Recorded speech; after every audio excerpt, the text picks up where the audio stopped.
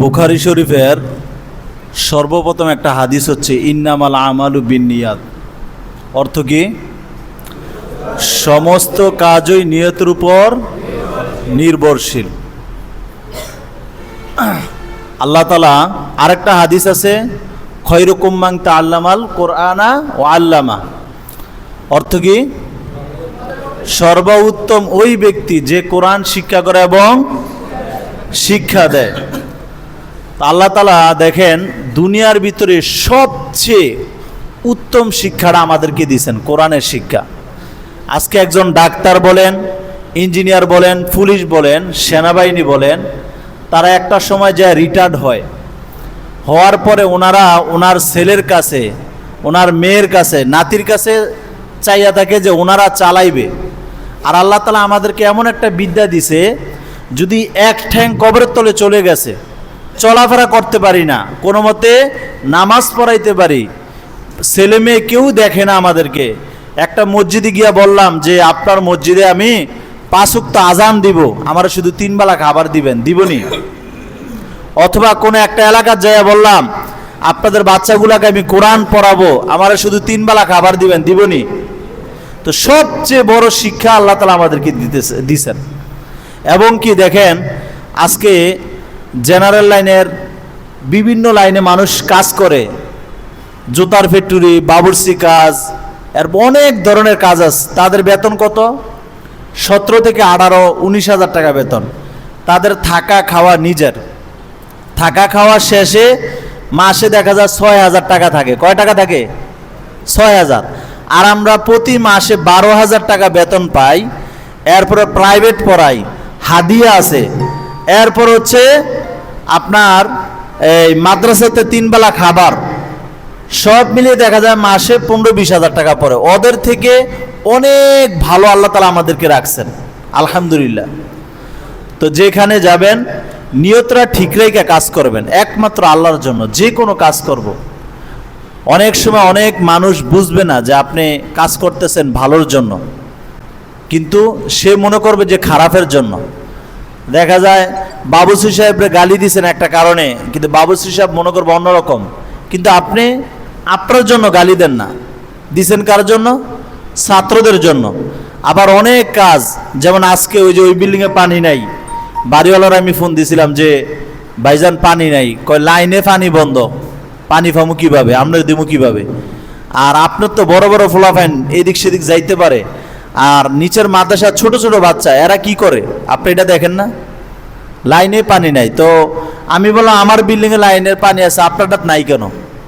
কয় 2টা বিল্ডিং 2টা লাইন আলাদা। এখন এই জিনিসটা অনেক ছাত্রদের কাছে ভালো লাগবে, আবার কি লাগবে? খারাপ লাগবে। কিন্তু হুজুর তো চেষ্টা করছে, হুজুর তো নিজে শ্রম দিছে। আর যে আমি তো কাজ করতেছি এখানে আপনাকে খুশি করার জন্য বা আপনার করার জন্য, এই ধরনের না। আমি যে কোনো কাজ করতেছি যেন আপনার হকটা আদায় হয়, আর যেন আমি আল্লাহর কাছে জবাবদিহিতা করতে পারি। কেননা দিন শেষে আমি একদিন না একদিন মারা যাব। এমনও হতে পারে যে পরিমাণ পেরেশানি আমার প্রতিষ্ঠানে হয়, আমি যাওয়ার পর আজকে রাত্র মারা যাইতে পারি। মারা গেলে গতকালকে যদি আমি হারাম পন্থায় ভাবে 1টা টাকা কামাই, সবার আগে এটার হিসাব আমাকে আল্লাহ তাআলা ধরবে। আল্লাহ তাআলা নামাজ পড়ি না, রোজা রাখি না, এটা আল্লাহ মাফ করে দিব, আল্লাহর হক।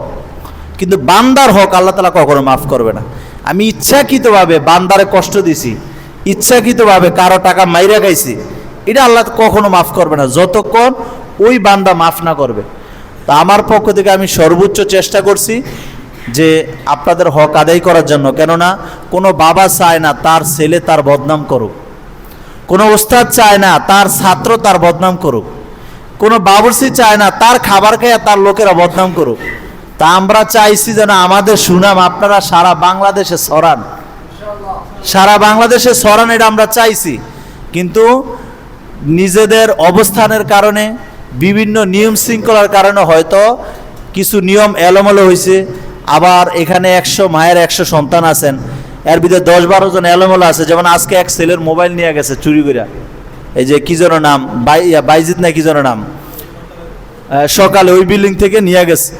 তোর বাবাই ফোন দিয়ে আমার দুনিয়ার চিল্লাপাল্লা, এবং বলতেছে মোবাইলটা চুরি হয়েছে, আপনারা যদি এটার লগে জড়িত না থাকেন নিচে কে, বুঝছেন? এবং কি অনেক ফাফর, আমার মোবাইল জরিপানা দিতে হবে, না দিলে আমি এটা করব সেটা করব। কিন্তু এই মোবাইলটা আমি জমা রাখছি, সে 2 দিন আমার ফাইনজাবি দুইয়া দিয়া মোবাইলটা নিয়ে গেছে। কজুর ফাইনজাবিটা দুইয়া দেয়, তারপর মোবাইলটা আমার দিয়া দেয়, মানে ঘুষ এক ধরনের। তো নিচে ভালো কথা, যে নিছেন আপনারা আলেমুলা মানুষ, ছেলেটার মোবাইলটা দিয়ে দিয়েন। কেননা এই মোবাইলটা নিয়ে আপনি শুনেন, পরের হক খাইয়া কখনো আপনি উন্নতি করতে পারবেন না। আপনি নিয়ত করেন, কেমন নিয়ত করেন? যে আল্লাহ, আজকে আনোয়ার মাহাদি সাহেব দেই কত দামি মোবাইল চালায়, আমার দেও না একটা দামি মোবাইল চালানোর তৌফিক। আজকে হুজুরে দেখি এমনি চলে, তুমি আমার দাও। আল্লাহর কাছে উসিলা দর আর আল্লাহর কাছে চা, দেখবে আল্লাহ তাআলা দিব। আল্লাহর কাছে অভাব নাই, আমরা চাইতে পারি না। আমার লগের ভাই ব্রাদার, আমার এলাকার একজন ভাই আছে, নাম হচ্ছে কাইয়ুম। কি নাম? হ্যাঁ রে, ছোট থাকতে আমরা সিধা সিধা বলে রাখতাম। হ্যাঁ, যেমনি হোক মালয়েশিয়া গেছে, মালয়েশিয়া থেকে টলার দইরা ইটালি গেছে, এখন বাড়িতে দোতলা বিল্ডিং উঠাইছে, হাতে 2টা দামি দামি মোবাইল, S20 আলট্রা। এই মোবাইল নিয়ে হাটে, মাঝে মাঝে আমরা দেখলে কয়, এ হাম্মাদ এদিকে আসো, তোমার কি অবস্থা? অথচ সে আমার ছোট। তো দেখেন আল্লাহ তাআলা তারা কত অবস্থানে উড়াই দিস। আগের যুগ নাই, আগে মানুষ না খাইয়া মরছে, আর এখন মানুষ খাইয়া মরে। আগের মানুষ একটা গড় করতে পারে না, বিদেশ যাইতে পারে না, খাবার খাইতে পারে না। আর এখন দেখেন মানুষ শুধু তার কাছে একটা টাকা নাই, 10তলা বিল্ডিং এর মালিক হয়ে গেছে। কেমনে? লোন উড়াইয়া, ব্যাংকেতে বিভিন্ন সেটার মাধ্যমে। তো অনেক আছে, এখন বর্তমান যুগ সহজ, তবে আমরা চাইতে পারি না। আপনি পরের জিনিস লোভ করবেন, দেখবেন আপনি জীবনে বড় হইতে পারবেন না। আজকে মোবাইল চুরি করছেন, দেখবেন আপনি আজীবন ছোট ছোটই থাকবেন। পরের টাকা মাইরা খাইছেন, আজীবন দেখবেন আপনার অভাব কখনো শেষ হবে না। আর আপনি যখন দেখবেন কারো জিনিস চুরি করবেন না, বাটপারি করবেন না, সিটারি করবেন না, হক পথে চলবেন, প্রথম 2 বছর 3 বছর আল্লাহ তাআলা আপনাকে অনেক কষ্ট দিবে। দেওয়ার পরে এরপর আল্লাহ তাআলা আপনাকে এমন উঁচাই মাকাম দিবে যা কখনো কল্পনাও করতে পারবেন না। বেশি না, আমাদের যাত্রাবাড়ি বড় মাদ্রাসার হেমায়েত সাহেব একটা সময় হুজুরের নিজের মুখের কথা, উনি মসজিদে নামাজ পড়াইতে যাইব, 5 টাকা রিক্সা ভাড়া দিবে, রিক্সা ভাড়াটা নাই। খাবার খাইতে পারে না, যারা যাত্রাবাড়ি পড়ছেন তারা জানেন, খাবার খাইতে পারি না, 3 দিন 2 দিন না খাইয়া, সকালে রুটি না খাইয়া গেছি। তারপরে কোনো মানুষের কাছে বলি না যে আমার কাছে টাকা নাই। অথচ এখন বর্তমানে একটা বই ওনার 2 কোটি 2.5 কোটি টাকা বিক্রি হয়। আল্লাহ তাআলা উড়াই দিছে না? হ্যাঁ, আপনার অনেক লোক আছে, আপনি দেখেন আপনার গ্রামে যারা হক পথে চলছে তাদেরকে আল্লাহ তাআলা দেয়, তবে একটু পরীক্ষা করে দেয়। তা আমরা আলেমুলা মানুষ, এখান থেকে যাওয়ার পরে যাই করেন নিয়তটা ঠিক রাখবেন যে আল্লাহ, আমি পরের বাচ্চা পড়াবো শুরু থেকে শেষ পর্যন্ত। আমাদের এখান থেকে আপনারা কয়েকটা শিক্ষা নিতে পারেন আমাদের উস্তাদদের দীক্ষা। একটা শিক্ষা নেন যে আনোয়ার মাহাদি সাহেবের দীক্ষা, হুজুরে যে কথা বলে ঠাস ঠাস করে কথা বলে ফেলে, এইটা আপনি শিক্ষা নেন। এখান থেকে যাওয়ার পরে আপনি মাদ্রাসার মোতান সাহেব যত কিছুই হোক, আপনি শুরু থেকে একদম শেষ পর্যন্ত কোনো এলোমেলো দেখবেন, প্রথমে বুঝানোর চেষ্টা করবেন। কি চেষ্টা করবেন? বুঝাইয়া, বুঝবেন, আবার এলোমেলো কথা বলা হইবে না, বুঝবেন, বুঝার চেষ্টা করবেন। এরপরে যাইয়া যখন না বুঝে মানে, তখন আপনি গিয়া চেষ্টা করবেন সমাধান করার লাগিয়া, বুঝতেছেন? তারপর অনেক মাদ্রাসা দেখবেন মোতান সাহেবরা আছে না, পা টিপা থাকে অনেক হুজুর, এদের আপনি এদের মতন যে মোতান সাহেবের নামাজ পড়ে না, এটাও আপনি কইলেন হা, মোতান সাহেবে হারামরে হালাল কইছে, এটাও আপনি হা কইছেন, তাহলে দেখবেন চাকরি টিকবো 3 মাস 4 মাস, এরপর চাকরি নাই। আর যদি হক কথা বলেন, আপনাকে 100 বছর পরে হইলেও আপনাকে বলবো যে না, লোক হুজুর ভালো, আর এটার বিনিময়ে আল্লাহ তাআলা আপনাকে দিয়ে দিবে। কোনো বান্দার কাছে চাওয়ার দরকার নেই। তো আল্লাহর কাছে অভাব আছে?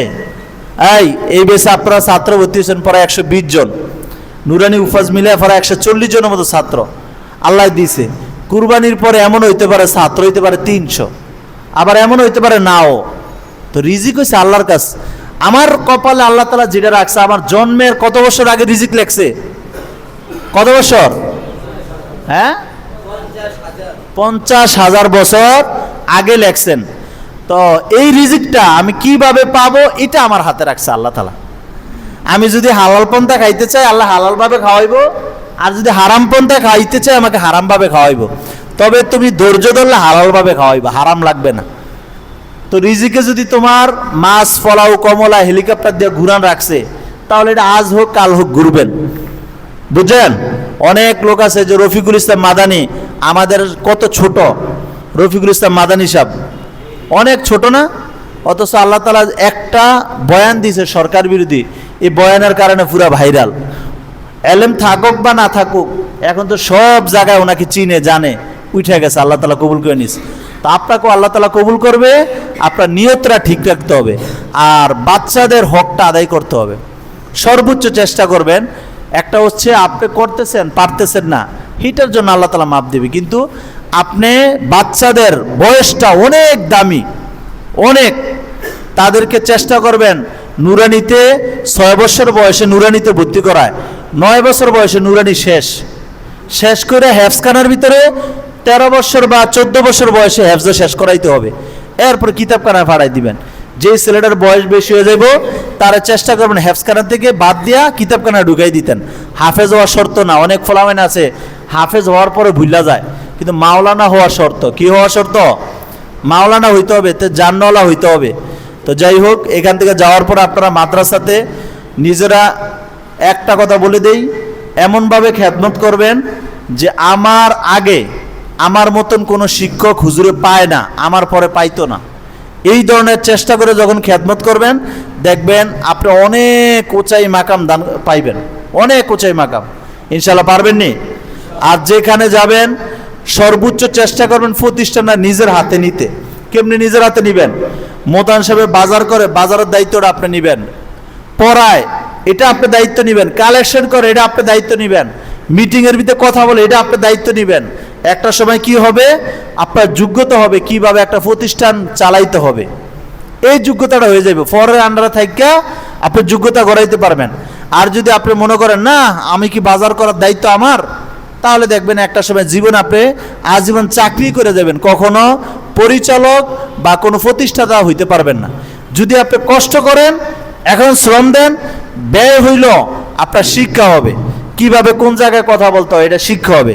তো ইনশাল্লাহ আমি দোয়া করি 2030 সালের ভিতরে আমার যারা ছাত্র আছেন সবাই নিজ নিজ অবস্থান থেকে আল্লাহ তাআলা যেন তাদেরকে প্রতিষ্ঠিত করে